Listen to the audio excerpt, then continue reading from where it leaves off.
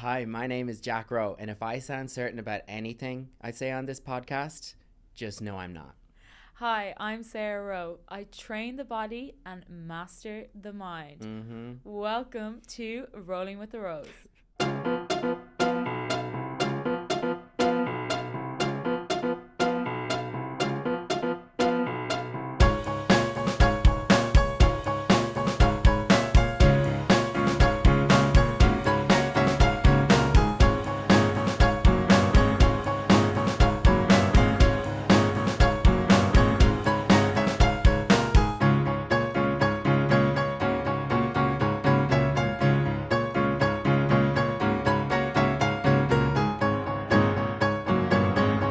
Okay, I just wanted to highlight that the song, our introduction song, that is so fabulous, has been commissioned by, I commissioned a piece by my bestie, Quiva Shelley.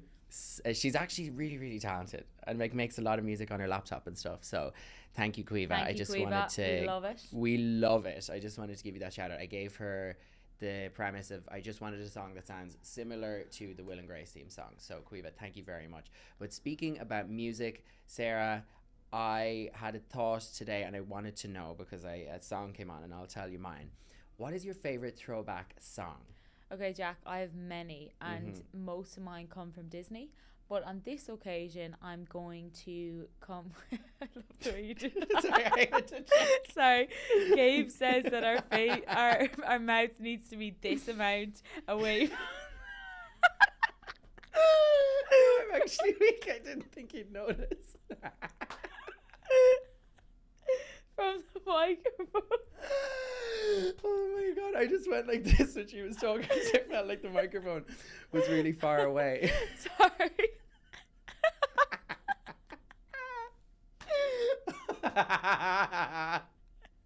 It was just so subtle as well. It was like, gonna be on camera. Can I get caught here? I don't think anyone will see me. I'm like, that was blatant. Anyway, we'll find it back on the day.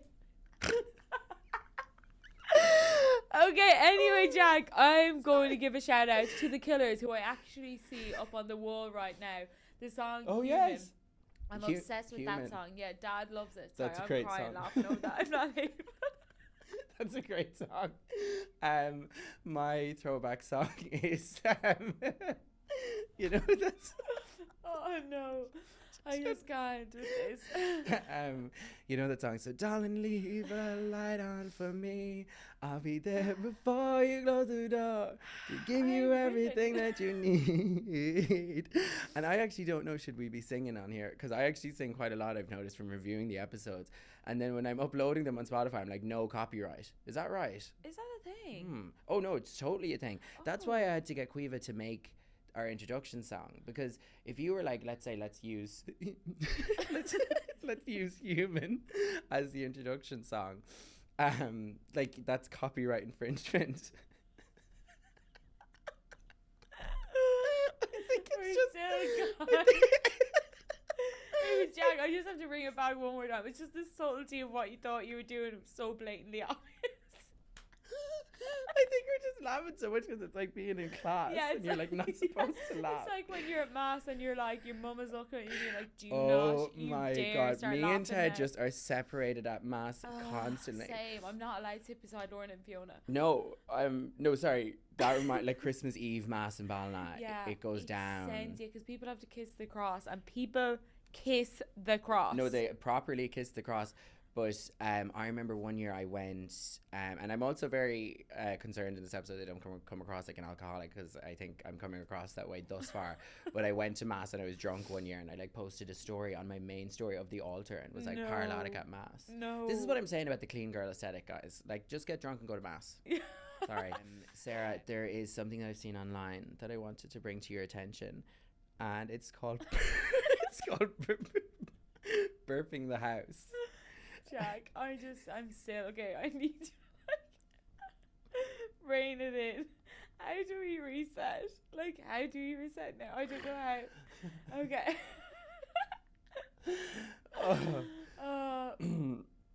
Okay, no, I think we We're just back. need to. Yeah, we just need to go. But okay, so Sarah, have you like this is like costing us money. I know, this is just, I just don't know how. We just need to figure out a way to gather ourselves, Jack. 1, 2, 3, inhale, exhale. It's not funny. Yeah, it's not funny. It's actually at not all, funny. No one I else was trying to be professional. No. Anyway. I was trying to be professional. Has this ever happened on here before? Not to this extent. No, not that I've witnessed. Great, we're unique. Good. We're authentic, and here we are, Jack and Sarah, rolling with the rose. Okay. Okay, so I saw a thing that I've started to adopt into my home in the Upper East Side in New York, and it is called burping the house. Okay, what? Any idea? Do you want to give me your take on burping the house? What you think it might mean? Cleaning the house? No, burping the house. I don't know. I have no idea. So it basically refers to, I don't know where it originated, but like you go around the house and you like open all the windows, because my house gets so stuffy in the night. And it actually gets like really, really warm, especially like the front of it, which is where I am. So when I wake up in the morning, I tell the girls I'm burping the house. I open all the windows and like let all the air come in. So that's how I started my day today.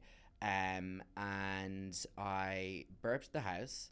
I went for a run, which was fabulous. I did 10 kilometers around. Love that. Yes, I know. Yeah. Well, first of all, we have to say that the podcast came out today, officially. Yeah, big day, officially. Episode 1 and 2 came out today. So I didn't have a great sleep last night in anticipation. Because it was in your head that you had things to do this morning. Yeah, like in anticipation. And like I've recently, when I've been sleeping, I've had a copybook beside my bed. Yeah. Where when I get ideas about what we should talk about in the podcast, I'll like roll over and write them down. Yeah. And the thing, I swear I'm like a crazy person. And yeah, so there was like a lot of anticipation, and so I just said, feck it, I'll just like get up early, go for a run. And then we brought out the podcast. Yeah, but I feel like what you're saying about the whole having a journal beside your bed, I'm like, I need that. Like, I journal all the time, but there's something about New York that I just can't sleep well here. One, I think it's really noisy. Well, 2, you have a really busy mind, and like you said, you feel really creative here. And 3, last night there was helicopters circulating like Williamsburg, or our apartment specifically, for about 2 hours. And I was like, what's going on here? I was like, are we about to be bombed? So it was, I feel like I've been sleeping a bit on edge. I also went to a chiropractor a few days ago. I had kind of an issue, just like a creak in my neck. I don't know if you've ever had that. Oh my god, I get creaks in my neck all the time. Yeah, and they're so debilitating. Don't come for me with creaks in the neck. Yeah. I always have a creak in my neck. Literally, I hate it. It's so bad, and it's like it makes everything so hard. And like sleeping and stuff, I'm like, need to sleep with a pillow under my arm. It's like one of those things where you're like, I miss my life before this. Yes, and it's like, how did I deal the mundane day-to-day tasks of tying up my hair? Can't do it. But anyway, I went to a chiropractor and it was amazing. Oh really? But like a lot of cracks, like neck good up crack. Here in a great crack. Yeah, like he put this thing on my back, and it basically like found where I was tight and like sucked up the muscle. Oh, and like held. Is that the cupping thing? No, it's not cupping. No, that's different. It's like stem cells sort of thing. Crikey. Anyway, it was unbelievable, and then cracked my neck and back, and everything is good now, but it's referred down my arm, so I still have a bit of a problem. Anyway, but yeah, I do find it extremely hard to sleep over here. Yeah, you know what? I've actually found now the contrary to be true. Like now that I'm used to it, like I remember being on the phone to Mum, and I was in my room. I was just telling Gabe I live in the Upper East Side, which is where he's from, really near where my place is actually. And I was on the phone to Mum, and she was like, "Are you in a Garda car? Like, are you in a police car right now? Because the sirens are that loud." I was like, "No, I'm in my room." Yeah, I haven't. I was in my room. Like that's how loud it is, and like you can literally hear, like I can make out full conversation like outside my room, but I'm used to it now. But then when I went home to Ballina, it was eerily quiet. Like I was like, this is I know weird. you definitely do get used to the noise. But speaking of home, you said to me this morning that you were missing home. Yes, I woke up with the weirdest feeling today that I was missing Dublin so much, in particular, where we're obviously both, Sarah and I both are from Mayo, from Ballina, centre of the universe. And but I spent a lot of time living in Dublin. I lived in Dublin for about 6 or 7 years, and I just moved from Dublin in July, and like there was like so nothing wrong with my life when I lived there. It was honestly probably the happiest time in my life. Yeah. The last year and a half I lived there. Yeah. Because I was just in such a good routine. I had a great job, great friends, great house. Like, honestly, great everything. You'd wonder why I even bothered coming over here. Yeah, but it's looking back though. Like, it's interesting, like, being nostalgic about something, because looking back, everything seems to be better than it was. And you know, when you're in a place and you're like, you can appreciate the moment for what it is, and you're here and you're like, I'm here, I'm now, and I am loving my life. Generally, that only happens on rare, wonderful occasions. Yeah. But on the mundane day-to-day stuff, it's normally like post-mortem. You look back and you're like, oh, remember that time? I'd no worries, or I was really happy. So, like, obviously home is an amazing place, but that's what I do anyway when I'm over in Australia, and I remind myself of the fact that I can just get in a flight, I can go home. But homesickness is the real thing. It's so real, and we actually, let's do a topic fully on that. But I think it's just like, I was just like remembering, like, I don't know, it's just like when I think about people in my old office, like my old coworkers, I'm like, oh my god, like, you know, the weather is nice now, like they'll be going out for lunch and stuff, or like, you know, it was just like, it was just such a good moment in time. Like, even like, you know, me and Fiona Rowe were always together.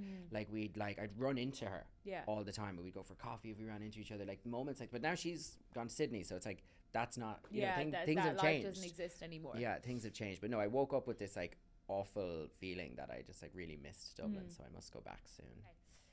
So Jack, obviously we talked about breakfast, your breakfast. I am on a particular diet at the moment because I have just got all my test results back, and I have been pedantic about my health over the last couple of months. Great because word. I mentioned, yes, Go I know. on, you good thing. Yeah, I know. You'd be surprised how good I was at English in school. So I've been pedantic about my health over the last 6 months, because I obviously mentioned burnout in previous podcasts. But I was like, there's something off. So regular blood tests, and also went to a naturopath to get more tests to figure out like where everything was at. Anyway, it's come back that I am not absorbing food correctly, and that I have 2 parasites. Two. Oh god. Dirty. Ew. Dirty. Yeah. Yuck. Do you know where they came from? I reckon they came from Bali, that like ages ago. I had one a couple of years ago, got rid of it, and I cannot describe to you how good I felt. So if you're someone who's feeling bloated, feeling a bit sick, something just not quite right, you do need to follow up on those tests, because I was surprised to know that it was back, and I was like, how is it back? Like, if you don't feed your gut the right things, these parasites can come back, and they can't filter through your body again. Like, I reckon it was 3 years ago since I had the last one, and it's the same parasite, which means that I've fed it the wrong foods, essentially. Other things, it could be, I could have caught it somewhere else from from maybe raw meats or anything like that. So anyway, I've caught it again, unfortunately, and I am now on antibiotics for 5 days, which were impossible to get in the US. I got 4 doctor's appointments to get it, but I was determined. I wanted to get it sorted now. Yeah. And with that, basically, I have to do like a low FODMAP diet for about 4 weeks. A what? Low FODMAP. So it's certain foods you can eat. So it example like chicken, like salmon, steak, eggs. No dairy, whole foods, but the weird things that you can't eat either, like I can't eat tomatoes, I can't eat garlic, I can't eat onions. Oh, good luck. So I know I would be raging. so it's like your vegetable kind of list is also quite low, because it's got to do with antihistamines.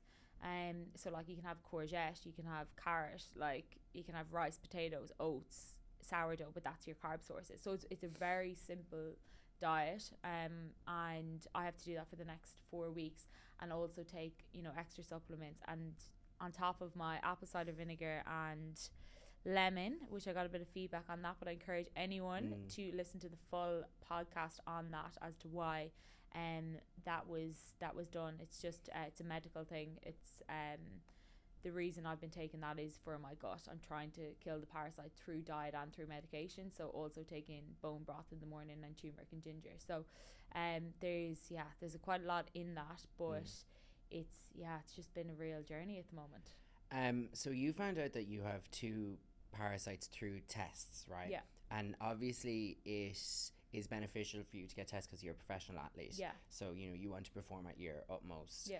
Like for someone like me who's just like a regular person, Like, would you even recommend that I get tests like that when I don't need to? Well, I think if you're symptomatic, like there's it's important to get tested. So like I was overly bloated, overly inflamed, like I told you about, like I had swelling in my eyes. Yeah, I remember I had that. swelling around here, so I started doing lymphatic drainage. I was like trying to figure it out, and that's the whole thing about medical testing. No one's going to help you other than yourself. So no matter how much testing I get and how many results I get, people won't spoon feed me to do the next thing, to get the medication, to push further, to go, I don't like the look of that. I've read up on that, I understand that.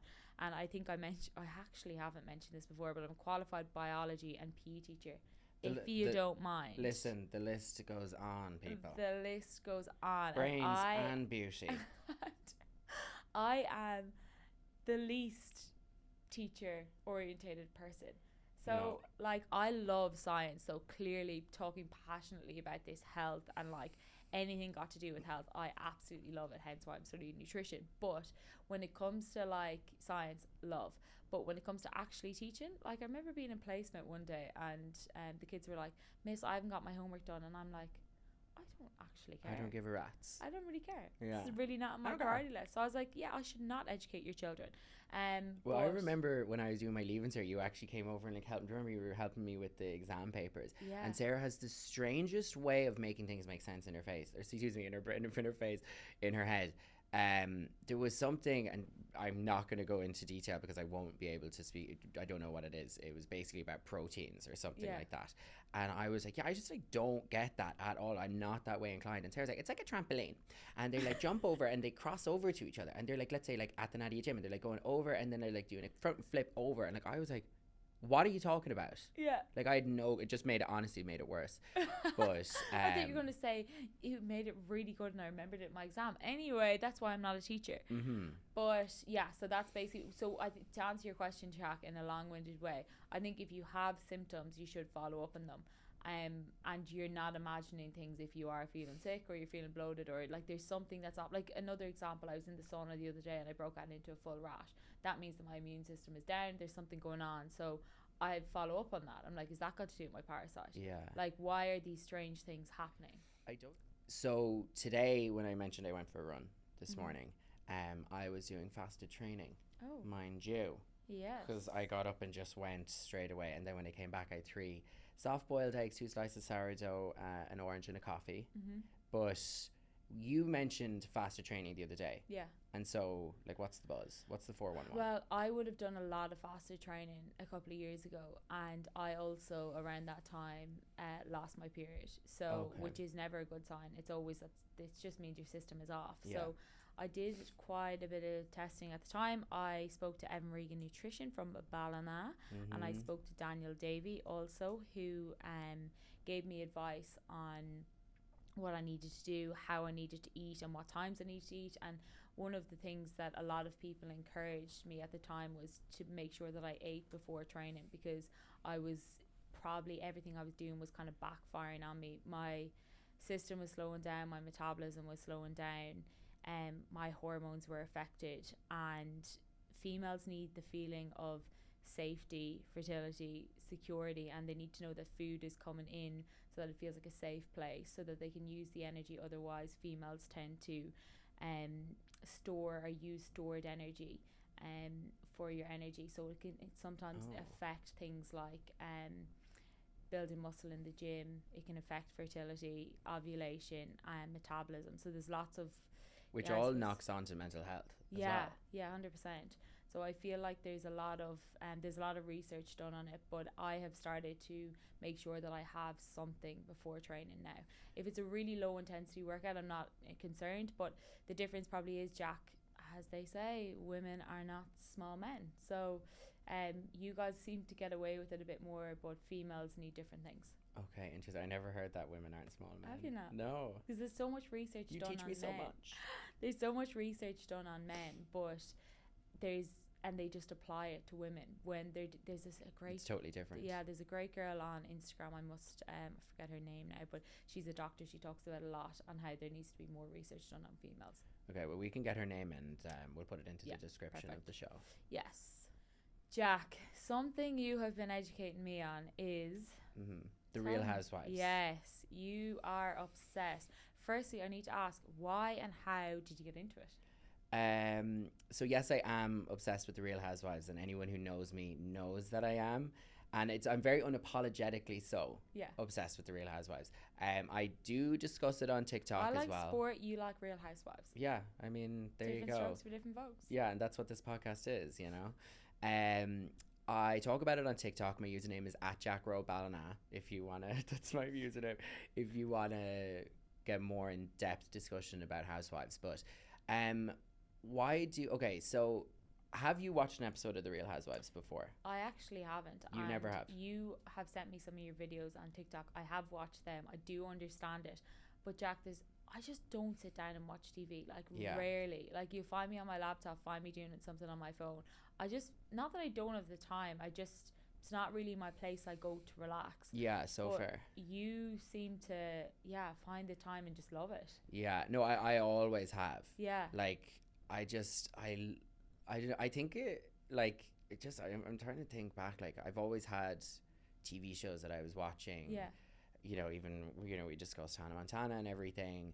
And, like, I loved watching the shows from season 1, episode 1. So I used to always try and do that rather than, like, sporadic episodes. Yeah. You know, which is, like, you know, you turn on the TV and there's a random episode of Friends on or whatever. Like, I've watched it for season 1, episode 1, like Sabrina Teenage Witch, season 1, episode 1. Like, I understand where the storylines have come from. Okay, yeah. And then, like, for example, with Sabrina Teenage Witch. You seem to be looking at it from, like, an educated place, though, isn't like you're looking at the commercial side of it as well. Yeah, well, let me say, like, I did do a master's in film and creative media. So I do have knowledge in that area, and it's something that I'm very interested in. And, you know, some of the things that, let's say about Sabrina Teenage Witch, there is a change towards, I think she only had about 6 seasons, but towards the end of the show, where she kind of moves out of her aunt's house, and she moves into, like, Boston City, and she works as a journalist, and, like, the aunts aren't on the show anymore. But that's because the network, I believe it was CBS, had to make decisions. You know, they work on the show for 4 years. They're asking for more money. So, like, they had to take them out of the show, the 2 aunts. So that's why, like, they aren't on the show anymore. Or if you look at Hannah Montana, like, the final season of Hannah Montana is actually not called Hannah Montana. It's called Hannah Montana Forever. So it's technically classed as a different show. So that's season 1 of Hannah Montana Forever, but it's the final season of Hannah Montana ever. So, and that's because people's pays were increasing. So the network, Disney, remarketed it as a new show so that they could negotiate contracts lower, because it was a season 1 of a show. And then they were able to get rid of people as well. But sorry, to go back to Housewives, why do I think Housewives is interesting? I view it as power play. It is, I just think it's like watching psychology at play, social hierarchies, money, power, wealth, affluence, like women's friendship, complex women, fashion, totally, like high flying lifestyles, but, like, also, like, you know, women-owned businesses. They're trying to open their own businesses, navigating divorce, navigating motherhood, navigating friendship, like all of these things. But I'm watching The Real Housewives of Beverly Hills at the moment, which I am reviewing on TikTok. So that's on season 15 now. We're coming to the end of season 15, and it's kind of built up all season. And then where these kind of big altercations happen on the show is at dinner. So they go to dinner, and that's where shit goes down. Because all the women sit at the dinner table, and then it's like, hey, Sarah, you know, I saw that you were saying this about me online. Why did you do that? And then it's like, okay, how do you respond to this? Who's going to win this argument? Whose side is the audience on? Who's going to side with who? And so there was a big argument in Italy between Kyle and Dorit and Erica. That was well worth watching. I won't go into it here because I know not everybody watches it, but that's what it is. It's who can maneuver their chess piece so that like they become the HBIC, head bitch in charge of said franchise. And it's currently Kyle Richards, I would say, and I know that people are going to come for me about that. But why? Well, Kyle has been on the show for 15 seasons, so she's the longest running OG consecutive housewife ever. Like, there are over I think I've read somewhere that there's like over 100 housewives across all the franchises. Okay, yeah. And there's multiple cities, and she's the longest running one. So people are kind of sick of her shit. And like, I mean, she doesn't reveal everything on the show, and she can be very manipulative, but she's good at playing the game. Yeah. She really is. And life's a game. Life's a game, and the Housewives is most certainly a game. But when they go to dinner, just to explain a little bit on how the production side works, is they go to dinner and the cameras go up, quite like they're up here right now, and the cameras won't go down and stop shooting until there's an altercation. Okay. So you go to dinner, and you have to be, if you're a housewife, you have to say, who's coming for me at this dinner? Because I'm not coming to dinner and it's been paid for by Bravo, and we all go home happy as Larry. Like, something has to happen at the dinner. So you have to know what's going on with everybody in the group. When you sit down and you have to say, I'm ready to go. Is there anyone who plays the innocent card? Because that's a classic card. Innocent. Someone who comes in and kind of pretends that they're, you know, they're not aware of what's going on. Like that. Oh, they do, but they don't perform well on the show. Like, you can't, you have to roll, you know, but then it's like those people can be good because they can be conniving. Like, they can be like, oh, they can be pernicious. Didn't even know, and then they could do a little under the table. Yeah. Oh no, there is stuff like that happens. But I mean, when you're being called out at a dinner, like, you know, you have to be able to like fight your corner. Yeah, okay. But basically, some of the women have said that when the cameras go up, sometimes they're at dinner for hours until something happens. Okay, they have dinner for hours. Some of the more seasoned housewives, they'll arrive, sit down, they've barely got a drink, and they say, Sarah, why did you say that about me online? Yeah, okay. They hit the ground running. Yeah. They get it over and done with it. Right, see you later, women. Yeah. And then on to the next scene. But it's worth watching, and I think you would actually enjoy it because it's really easy to. It's easy watching. Yeah, I think what I appreciate with you is, like, firstly, like, how educated you are in this space and how much you know about even the seasons of Hannah Montana, but how you understand the background to it, and then you watch this show, so you watch it from different perspectives. And I think what I appreciate about what you do in this space is that you're so passionate about it. I think anyone who's passionate about anything, you love listening to them. Yeah. So you kind of are influencing me in a way that's different to what I'd expect, because normally if you told me to sit down and watch a TV show, I'm like, I've other things to be doing, I couldn't be bothered. Yeah. But I like the way you look at it. Yeah, thank you. And I think that's just the whole thing in general when people are passionate about things. And I think I would have like maybe hidden it to a certain extent when I was younger, like passions or whatever. But like I just am so that way. When I get into something, I'm so into it. Yeah. And then Housewives was the whole reason why I even decided to go down like the, you know, film, television, like media route, because I was sitting down one day and I was watching TV and I was like, this is like the business. Like, I love this show. And there's a guy, Andy Cohen, who's the executive producer. He made the show and he interviews them at a reunion at the end of every season. So the end of every season, the women sit down and Andy sits in the middle and he asks them questions about it. They rehash everything. And I was like, wait, there's lots of people involved in filming the show and creating the show and putting it out there. And I was like, I should do that. Yeah. And so that's how it came to be. But you asked me, how did I start watching it? Fiona Hart put me on watching The Real Housewives, and I cannot believe there was a time when I didn't watch The Real Housewives. I'd say she regrets putting me on it now, honestly, because I'm so into it. And whenever Fiona Hart and I, like, if we go for dinner, like, it's going to go down. No, it's going to go down. We argue like housewives at dinner. And Caoimhe Shelley argues with us like housewives as well. Like, when we go on holidays, like, it's like we get vicious. Like, because we were drinking and we kind of lean into it. It's like, you're disgusting. Fiona, you're disgusting. Don't you? No. Seriously, don't go near my husband. Don't go near my husband. Do you understand that? And so, yeah, it's how I started watching reality TV, excuse me. No, mostly reality TV, because I was watching TV when I was younger. But I used to go to Mary Mullins. She was my babysitter. Remember her in Born Us Up?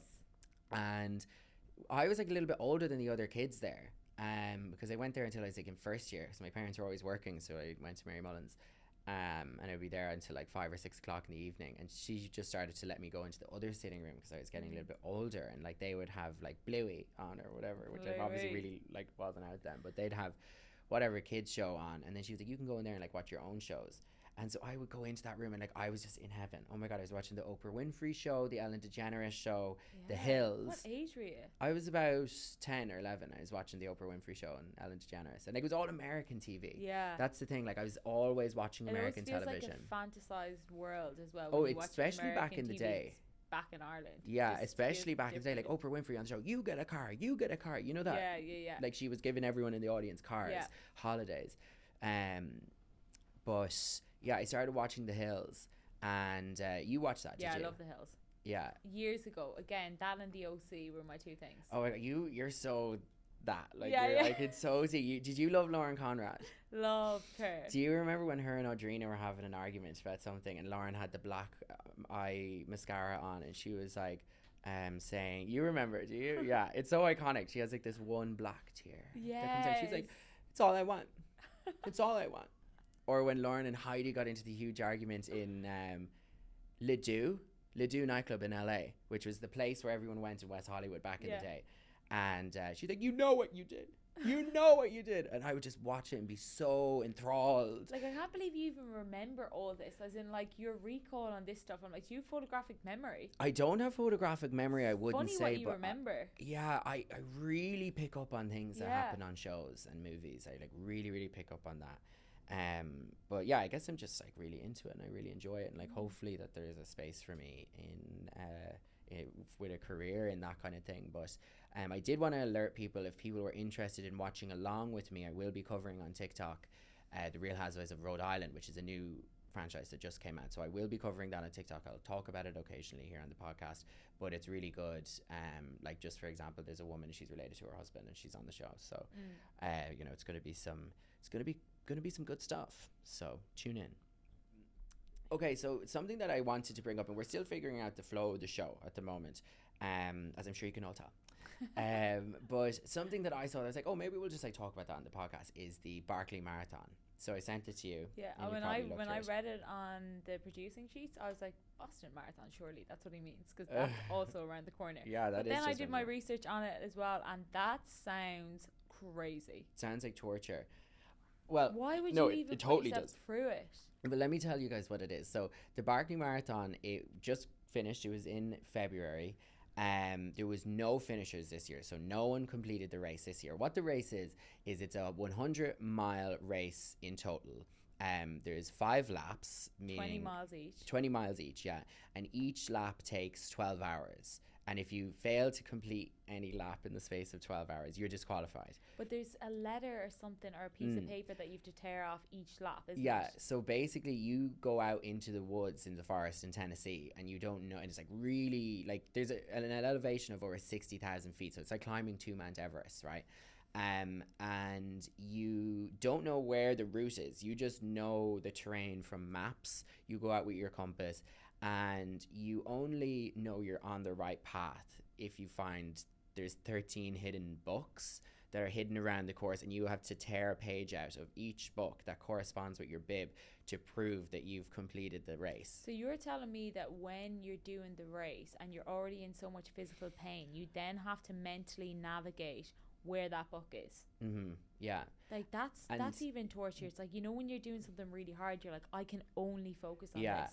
And like, I did the Dublin Marathon, and like, you know, I ate accordingly, and I knew exactly when it was going to start and knew when it would be over and stuff like that. Whereas like the people running in this competition don't know when it's going to start. So they're in the region, and then an organizer blows into a conch shell, which is like a really loud shell you can blow into, and that means there's an hour until it starts, and they all have to gather at a start line, and then they don't know when it's going to start exactly, but then he like lights a cigarette, and like that means that it's time to go. It's crazy. It really is. The first woman completed it in 2004. Jasmine Paris is her name. 2024, excuse me. So yeah, I just thought it was crazy, and I just feel like maybe it's something that my friend Lauren Hastings would like to do. She likes to put herself through absolute torture. But I remember you trained at like some high elevation before. Well, I have. Like, I've done high altitude training, but like in Arizona, in Switzerland, like as in the mountains, and it's been like elevation of 3,000 feet. Never mind 60,000 feet. And when I say I would be gasping for air. Is it so hard? It's so hard. Your feet move so slow. Like, there's this like lactic acid build up. It's like your chest, everything. Like, there's the first week I was like, I feel like my legs are not moving. I was looking at like my kilometer split times, and I was like, I am literally moving at snail's pace. and I don't know how to get better here. And then 2 or 3 weeks pass and you start to adapt to it. So I can see how over time you adapt to it, and then the benefits are big when you get down onto land. So like when I came back from Switzerland, I was like, okay, I need to push for 2 weeks in New York, push hard, because then I can reap the benefits. But the benefits don't even last that long. Yeah. So it's really hard to even train at that elevation, never mind. So could you imagine what that was like? 60,000. I feel like some people who are professional athletes, would they go into something like this after that to be like into extreme sports? I think it depends on what way you finish sports. Like some people finish it and go, I didn't get what I wanted out of it, so I want to prove myself still. Some people get addicted to the feeling of that, you know, the pain essentially, and getting better all the time.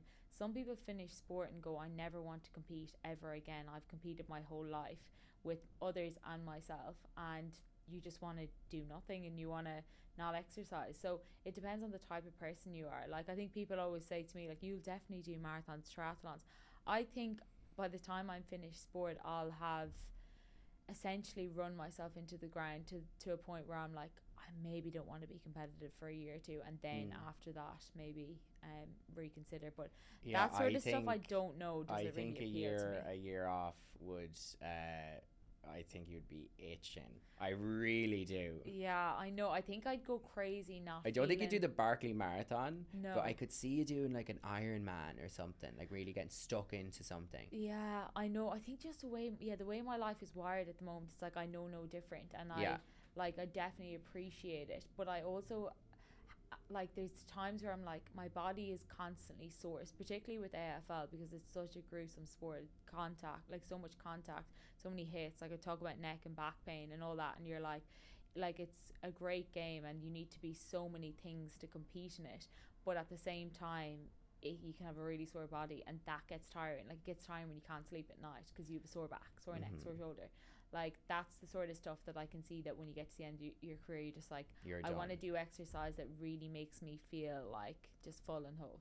Yeah. So we'll see. To be continued. I think that's actually really, I felt very enlightened there when you were saying that some people finish sport and think this, and some people think that, and some people think this, because I'm so not in that. Yeah. I've never ever thought about it like that. But it's the same thing. It's like you talk about media, comedy, and the Real Housewives, and you give me these perspectives that I'm like, that doesn't even enter my realm of thinking. Like I'm thinking about health, food, training, like performance, high performance, leadership, like people, how do you work with people in a team? Like we do come from very different realms. Totally. And we still have a great relationship, but we have very different interests, really. We're learning a lot about each other. We are, Jack. Aren't we? You're a smart girl. Don't heed what everybody else says, Sarah. Don't heed Honestly, don't heed the rumours. 100%. Because it's not true. Been a lot it's of rumours. True. Yeah, there's been a lot. Today's young ho. Sorry, is that what it is? No. Today's young ho row behaviour. Okay. Today's young ho row behaviour is sponsored by Sunday Golf. Oh. A company I used to work for in San Diego, California. Hats off. Hats off. No, hats on. Sunday Golf, hats on. I wanted to start by saying this story was actually requested by Sunday Golf when we put out some feelers on Instagram about what we want to talk about. So this story obviously is very appropriately sponsored by Sunday Golf. Because if golf teaches you anything, it's that humiliation can arrive very quietly and in full view of other people. Sunday Golf makes lightweight golf bags for people who want golf to feel simple. Less performance, less ceremony, more about actually enjoying yourself, even if your dignity doesn't always make it to the round intact.